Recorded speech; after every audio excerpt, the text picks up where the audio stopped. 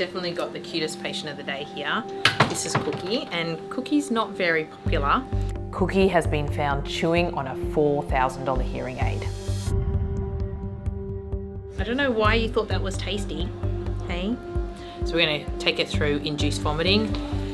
Now, Cookie's family doesn't know how much of the hearing aid she might have swallowed, if any, but if she has, then this could be very dangerous. A hearing aid is big enough that it could cause an intestinal blockage in a dog of Cookie's size. So I'm going to give her a medication which is going to make her feel really sick, and she's going to start vomiting, and we can never be sure that it will come up, but we're going to give it a go.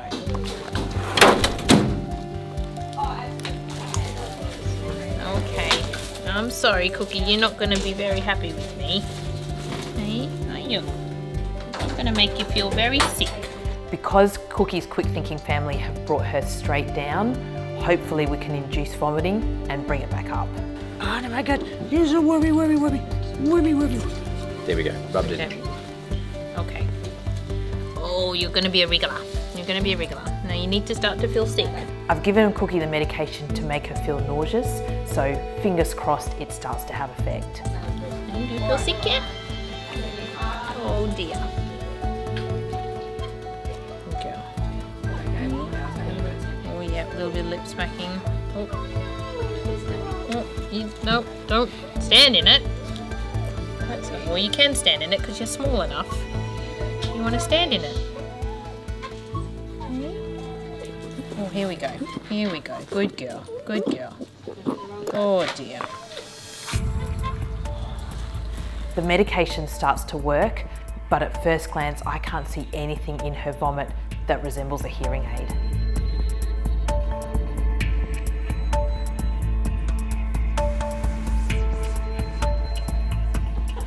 She looks like she's eaten lots of other things that she shouldn't. There's bits of grass in there.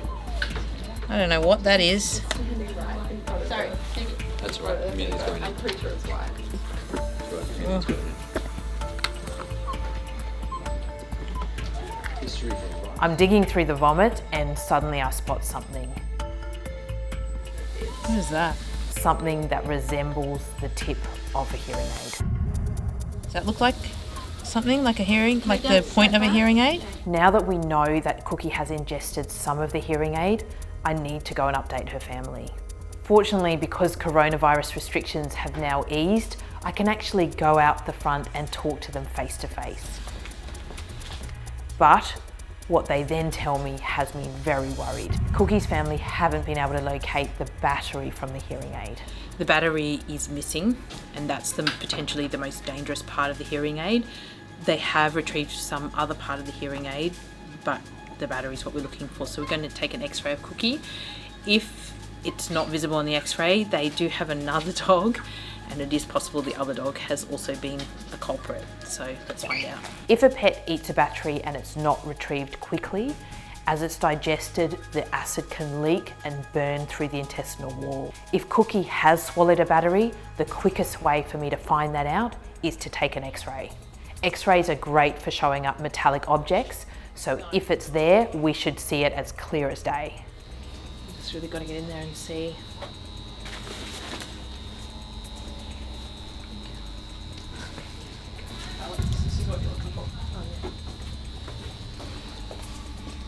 Okay. So they kind of come in little packets like that. Yeah, okay. And then mercury free. Okay. Yeah. Gerardo and I take the x-ray of Cookie and I'm thinking, please don't let it be in there. If we do see a battery on x-ray, we're going to need to go straight to emergency surgery. Let's have a look. We look at the x-ray and what a relief. There's no sign of a battery or any other metal in there. That's good. I can't see anything that looks like a battery there. There's no battery. You didn't eat the battery. You didn't eat it. We just got to do one more view just to make sure, hey? Yeah.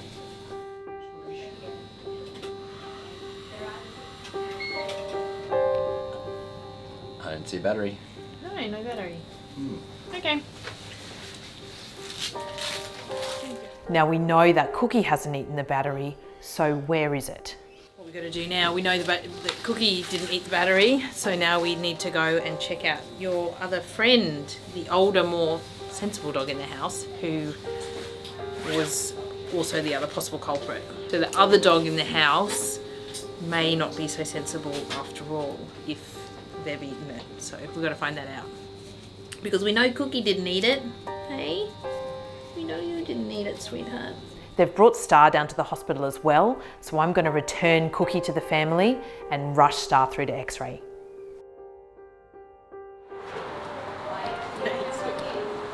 Next culprit. Yeah, next up, this is Star. She's the other little culprit in the household. So we're going to see if the battery's in her tummy.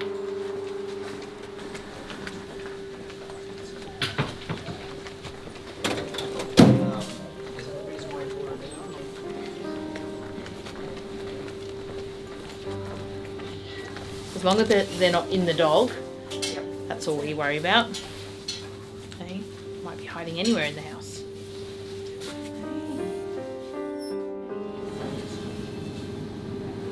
Moment of truth. Oh, I know that. No battery.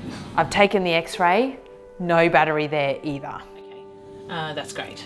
Wow. Okay, let's do one more view just for completeness, but that is, the batteries are not in the dogs. There you go. Okay, that's great. Awesome, thank you. You're welcome. Do you want that? Yeah, I'll take that. Okay. All right. Yeah, that's really good news. So we don't know where the hearing aid battery is, but it's definitely not in either Star or Cookie, which is really good news. Chances are it's probably under the sofa somewhere, or they'll have to have a bit of a hunt around the house. Fortunately, the hearing aid is, by the sound of it, is a bit destroyed, and we know that Cookie at least had eaten part of it, but not enough to do any real damage, and that's such a relief. So these two are fine to go home. Okay, Star, let's go tell your family the good news. You ready? Hey, you ready to go home? What an adventure.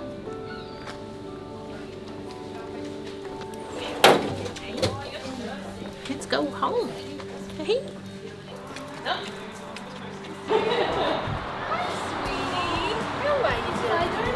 What all that was about.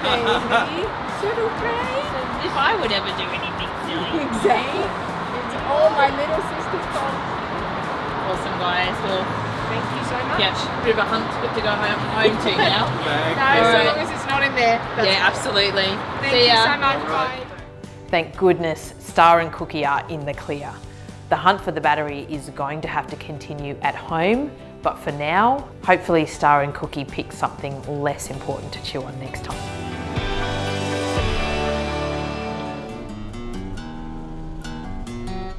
We really got to find you your first one, haven't we, mate? Yeah, I need a numbat, mate. You need it bad. I've wanted to see a numbat since I was 6 years old. Well, when you see your first one, you get that excited. The feeling doesn't change. When you see your 20th one, it's still exactly the same. Finding a numbat is no easy task. They're rare. One of the rarest mammals on the planet. Rob and John say there's been times when they've driven all day without seeing one, so it looks like we're settling in for the long haul. Numbers are critically low. Back in the early 1980s, there were as few as 50 left.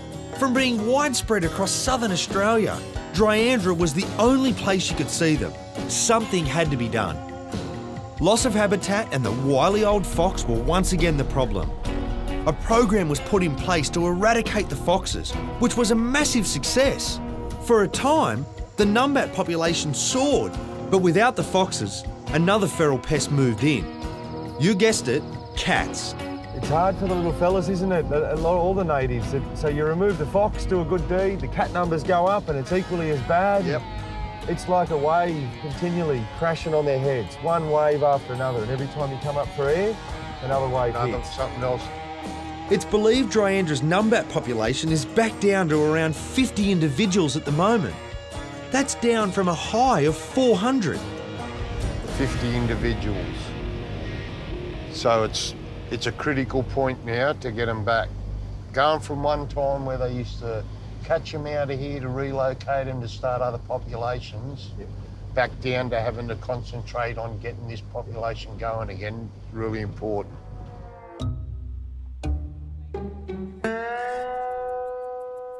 After a couple of hours in the car, my eyes are burning. So when I see some bare rock, there's only one thing on my mind. I'm in thick, dense mallee scrub, and I've just spotted this big granite outcrop. Now, an outcrop like this is pretty rare in this habitat. So I know that's a mecca for reptiles. There's loose rock sitting on the top, and if I go and gently flip a few of them, I reckon I might find something.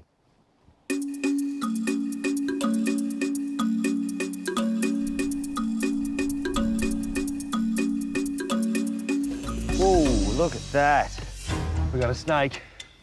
Just get a little stick. Come here, little fella. Oh, he's off. Come here, mate, settle down. I'm pretty sure it's a Mitchell's short-tailed snake. Pretty sure. He's got a bright red tongue, redder than most snakes you'd see. Now, they're venomous, they pack a punch. Maybe not lethal, but enough that I do not want to get bitten. Hey, pal.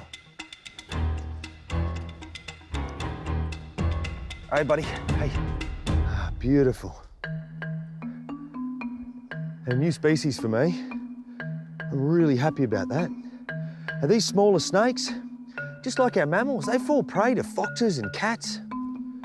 To find him here is a good sign. He's a little elapid, front fang venomous. He'd be feeding on skinks and geckos that also live on this rock flat. Look at that tongue, going crazy. Now, he doesn't think that there's food. He's sniffing out if I'm a threat, if I'm gonna eat him or not. I'm not gonna eat you, mate. Now, be it a elapid, front fang venomous, he grabs onto something like a skink or a gecko, whacks that venom in, waits for it to die and swallows it whole. Australia's got so many of these small venomous snakes. To find one that I've never seen before, it's just a bonus. The important thing is, put him right back where I found him. Hey, buddy, hey. Don't you open that mouth at me. That's a great find. I'm gonna put him right back where he was. Okay, now this is his home. First, I'll fix it. And you can go back, matey, right where you were. That got the heart pumping. What a find.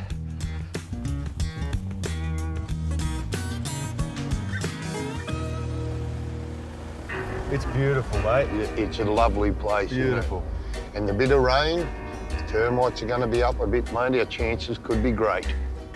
So you want to look at all your little wood piles, all the open areas. Like, if something moves, your peripheral vision's going to pick it up. It's fair to say we're looking for a needle in a haystack. You're looking for a needle in a stack of needles. What's that there? Tree creeper. Tree, yeah. Hey, how many of them you see by the end of the day? Oh, my mind's playing tricks on me. I'm seeing numbats everywhere. You'll do it, mate. By the end of the day, you haven't got anything nice to say about tree creepers.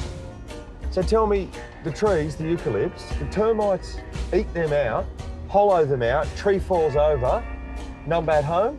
Yep. Okay. But the actual ones that eat out the trees and create the hollows aren't really their main food ones.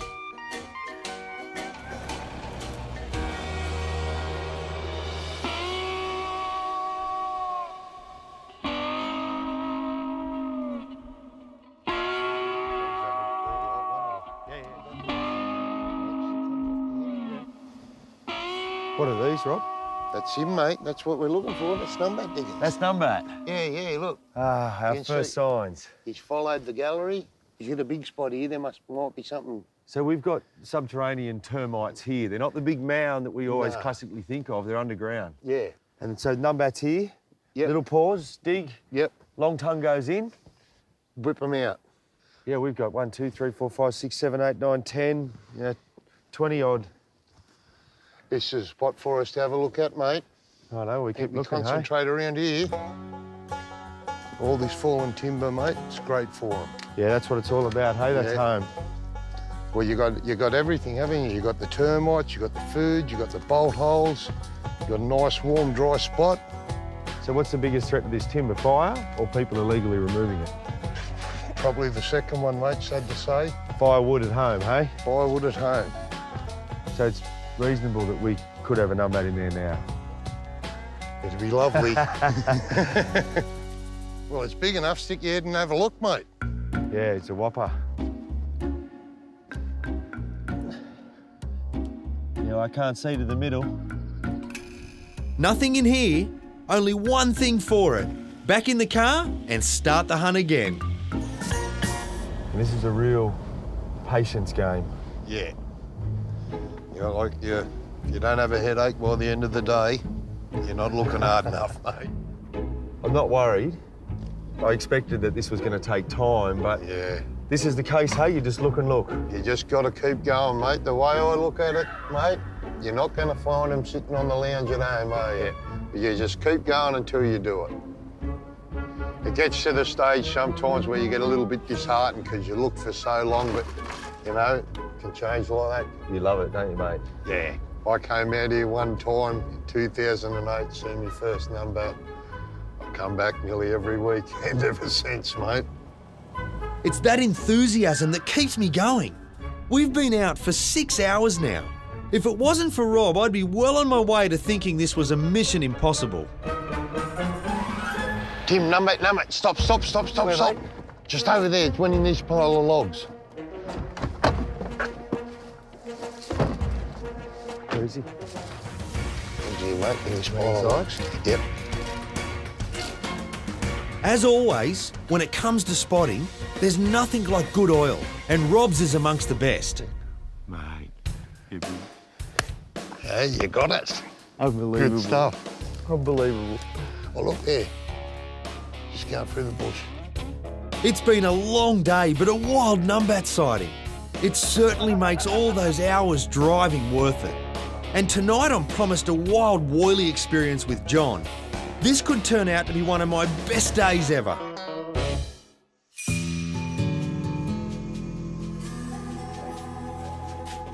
Right in the very heart of Dryandra, there's a sanctuary dedicated to Western Australian native animals that face extinction. John's going to show me around. How big's this enclosure? 4 hectares. 4 hectares. So they can feed themselves to some extent, but you still substitute. We have to supplement feed, yeah. They can't find everything in 4 hectares. Okay. The woylie on the left is more commonly known as the brush-tailed beddong. On the right is the burrowing beddong, which is unique in the kangaroo family, as it's the only one that lives underground. Looks like we've got a bilby coming in, Tim. Oh, look at that. One of my favourites. Oh, they are amazing, aren't they? Very unusual. They're true earth movers of the bush, hey? Yeah. They're tough, bilbies. They're hard to hold. Yeah. You know, they're a tough animal. Yeah, yeah. Just no match for a fox. No much for a fox or a cat. Barnamia's original concept was to breed populations of various species that were once common to the area, then release them into the wild. The issue is that age-old problem I keep returning to, cats. Each time the Barnamia team have tried to release any of the natives, the ferals have wiped them out. We have tried a couple of times, and that was the original intention of everything, was to get them back out. But with the cat numbers rising, we had to crash the whole programme. There's one thing to see them in an enclosure, Tim, but shall we see if we can find one in the wild? Really? I reckon we have a good chance. Oh, make me very happy. Okay, let's do it.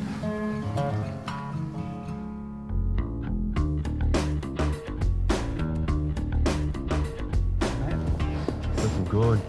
It was beautiful driving through here in the day. It's stunning at night. Spectacular place.